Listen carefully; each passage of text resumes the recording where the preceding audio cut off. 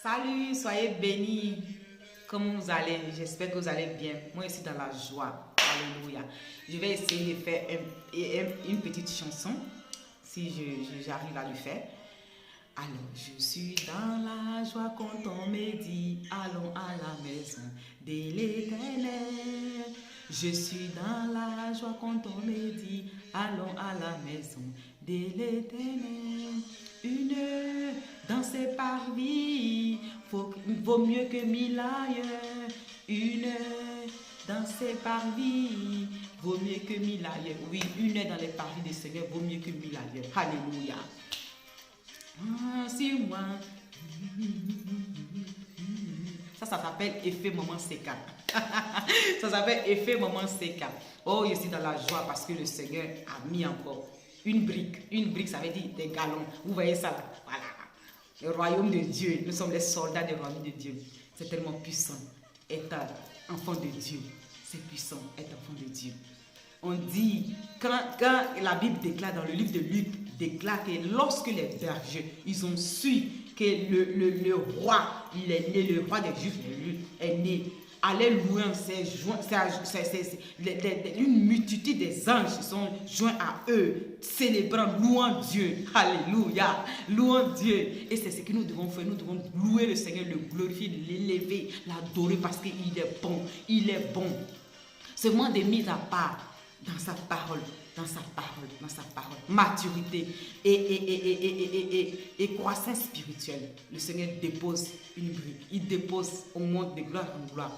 Et sa parole déclare que nous tous qui avons le visage découvert, contemplant comme dans un miroir la gloire du Seigneur, nous sommes transformés à sa même image, de gloire en gloire. Et je suis tellement contente, je vais me réjouir même dans mon Dieu. Oui, parce que Jérémie dit, si quelqu'un veut se glorifier, qui se glorifie, qui connaît Dieu, que Dieu lui donne l'intelligence. Oui, je me glorifie en Dieu, je me glorifie que je le connais.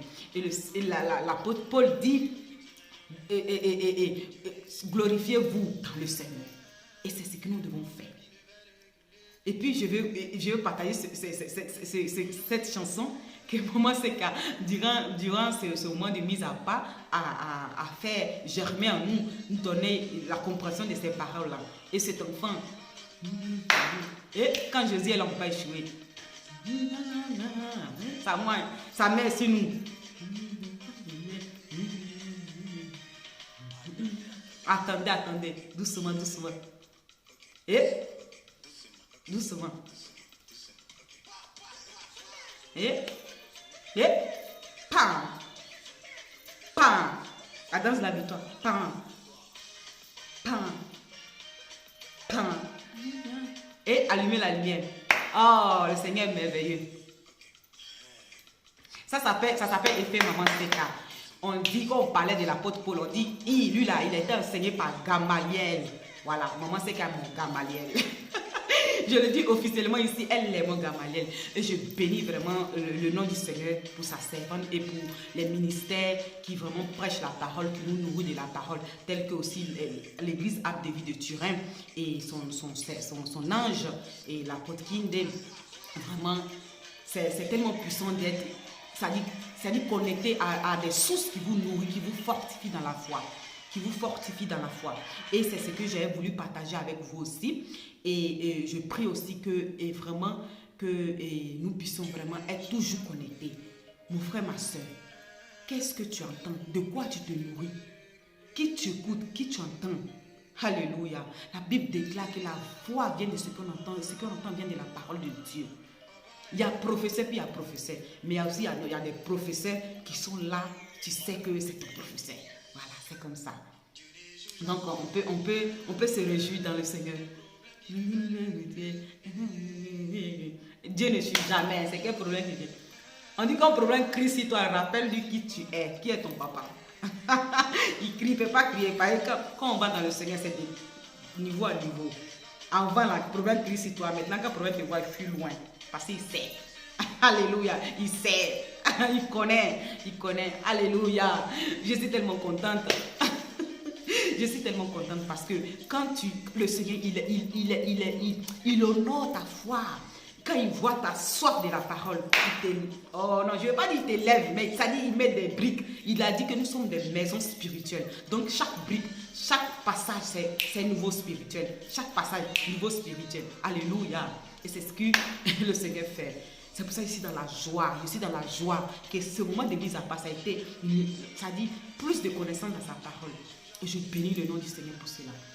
Alors, pour parler de ce que j'avais voulu partager avec vous, vite fait, et c'est dans le livre de Luc 23, 39 à suivre, au moment de la crucifixion du Seigneur Jésus-Christ, il y avait deux brigands. Duquel un, il se lamentait, il se plaignait, il se moquait du Seigneur Jésus-Christ pour lui dire, ah toi tu es enfant de Dieu, pourquoi tu ne descends pas pour venir nous aider et puis toi-même te sauver. Il se moquait du Seigneur comme les principaux sacrificateurs se moquaient de lui là. Et il y a l'autre qui lui dit, toi tu n'as pas peur de Dieu, toi tu mérites ce qui tu es en train de cette condamnation. Lui il ne mérite pas cela. Et souvent nous réagissons comme ça. Nous réagissons comme le brigand qui se plaignait, qui se lamentait là.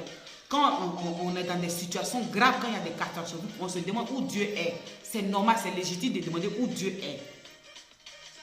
Mais c'est pas normal d'insulter Dieu si tu ne connais pas.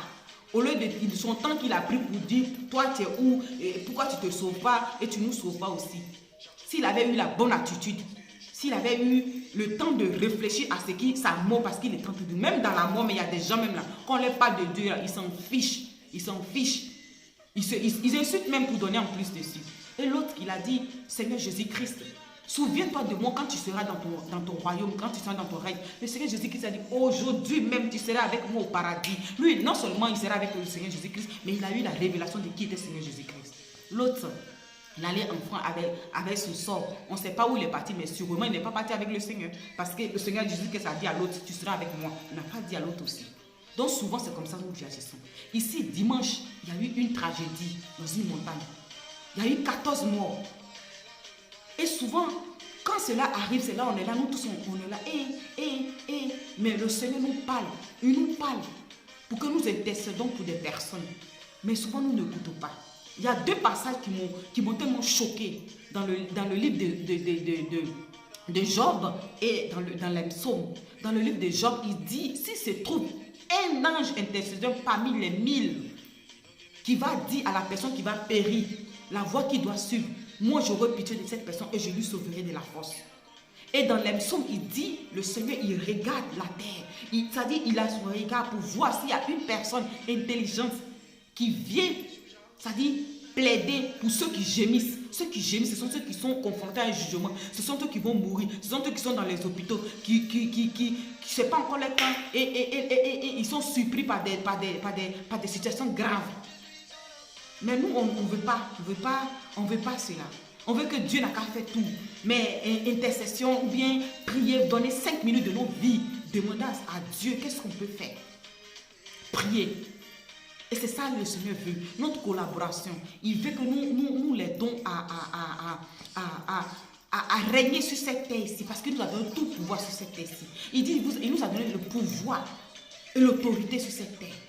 Et d'ailleurs, la Bible déclare que la création attend avec une ardent désir la révélation des fils de Dieu. Nous sommes des armées célestes sur la terre. Et nous devons régner pour le Seigneur Jésus-Christ. Tout ce que je dis, je ne vais pas venir juger des gens.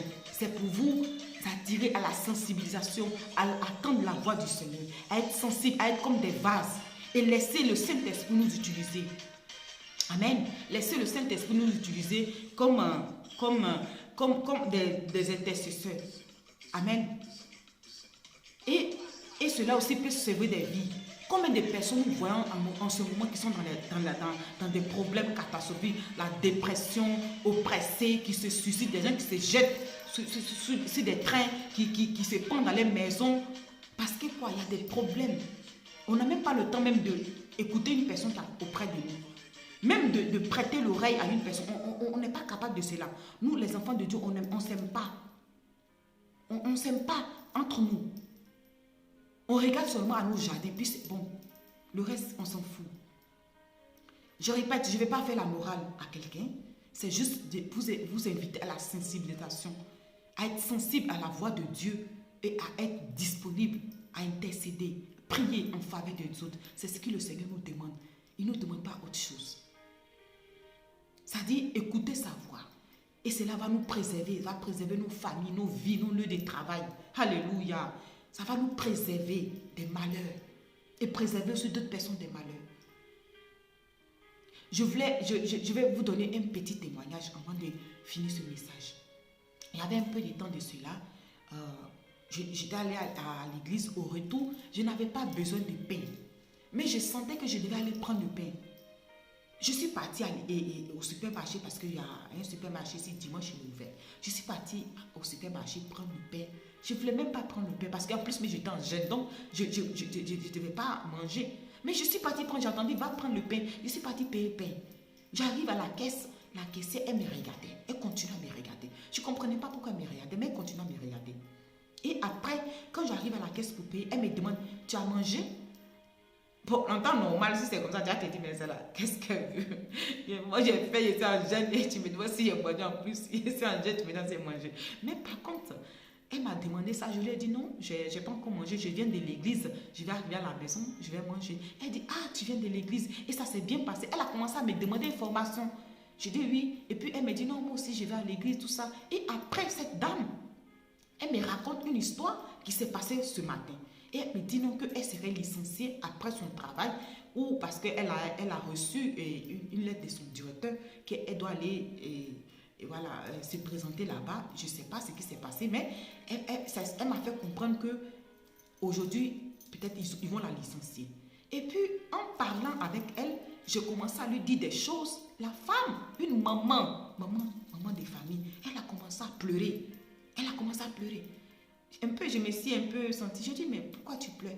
Elle dit, non, c'est ce que vous m'avez dit. Je dis, qu'est-ce que c'est? Tout ce que je me rappelais, je lui rappelais. Je dis, va, dis à ton patron ça. Ça dit, dis au directeur ça. Et je suis partie, moi, mais je ne sais même pas ce que je lui ai dit de précis. Tout ce que je me rappelle, va, dis à ton directeur comme ça. Et puis, je suis partie. Après, le Saint-Esprit m'a fait comprendre que je lui avais donné une parole de connaissance. Et je lui avais donné une parole de connaissance ou sagesse. Parce que je lui ai donné une parole qu'elle devait dire à son patron. Qu'elle devait dire. Donc, après quelques temps, je suis rentrée, je suis allée encore au supermarché là-bas parce que c'est un supermarché que je fréquente beaucoup. Je vais là-bas et la dame, elle me voit de loin, elle vient vers moi. Elle me dit, ah, tu te rappelles de moi? Elle me demande si j'avais déjà mis les trucs de venir à sa caisse. Je lui ai dit non, que j'ai déjà fait. Et après, je suis partie, je me suis approchée d'elle. Elle a commencé à me dire merci, tout ça là. Je lui ai dit merci de quoi? Elle dit non, ils m'ont rien fait, je n'ai pas eu ce que je devais avoir. Ça dit à la fin, c'est moi, il y a eu raison. Oh, la femme, elle avait eu une situation avec une personne, une cliente qui vraiment l'a chauffée. Donc, elle était en risque d'être licenciée. Souvent, il y a des clients là. Quand ils viennent dans ton travail, ils sont capables de te faire licencier. Mais ce qu'ils vont te créer là, les problèmes qu'ils vont te créer là, cette pauvre dame là, elle devait être licenciée. Mais à cause de la parole que je lui ai donnée, à travers le Saint-Esprit, ce n'est pas moi qui lui ai donné la parole, c'est le Seigneur Jésus-Christ. Moi, je ne voulais même pas payer pain. J'étais en jeûne en plus ce jour-là. Donc, le pain ne me servait pas. Mais je suis partie j'ai écouté, j'ai obéi à la voix, je suis partie au supermarché. Et cette dame, elle a été sauvée. Déjà même, elle avait la sensibilité parce qu'elle disait qu'elle allait à l'église catholique. Mais elle sent que quand elle prie, elle sent de la voix. C'est là que j'ai commencé à lui parler que c'est le Saint-Esprit. Voici ce que tu dois faire. Et elle m'a dit où elle habitait. Je lui ai dit, regarde, s'il y a une église comme ça, fréquente. Et c'est comme ça.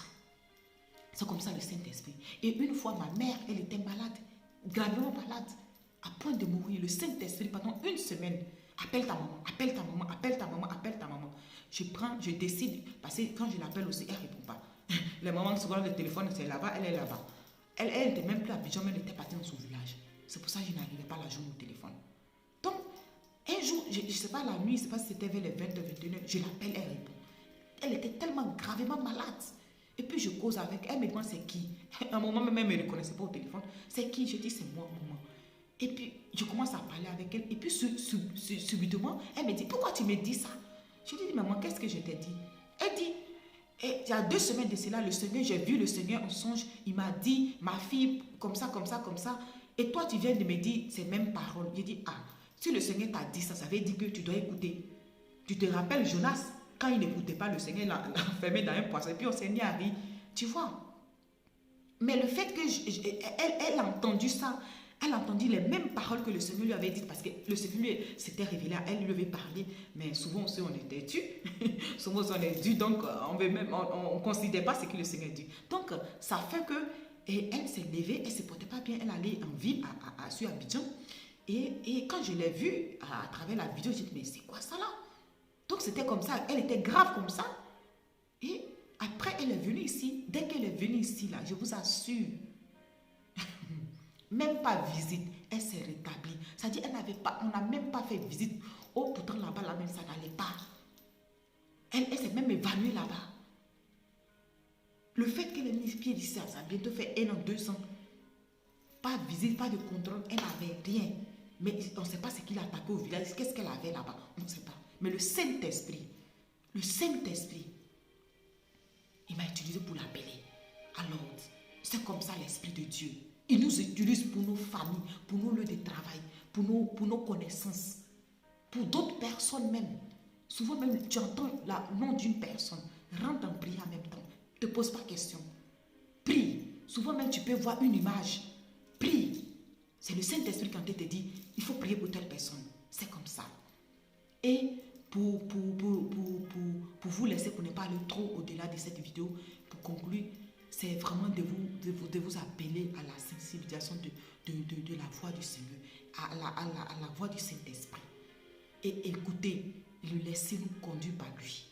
Tous ceux qui sont conduits par l'Esprit de Dieu sont fils de Dieu.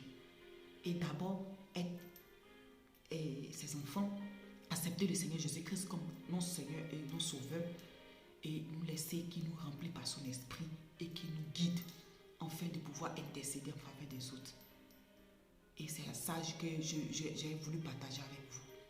Je prie que le Saint-Esprit vous ouvre l'esprit sur l'importance de l'intercession et sur la révélation de la puissance du Saint-Esprit que nous avons en nous.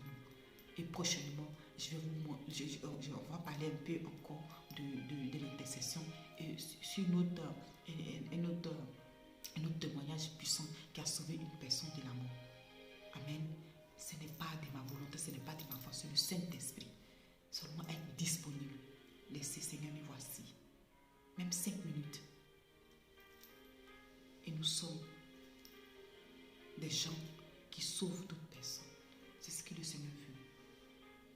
Et c'était tout ce que j'avais voulu partager avec vous. Je prie que le Saint-Esprit vous bénisse, qu'il vous remplisse, qu'il vous ouvre les yeux de votre cœur et que vous soyez illuminés par son esprit, par sa lumière.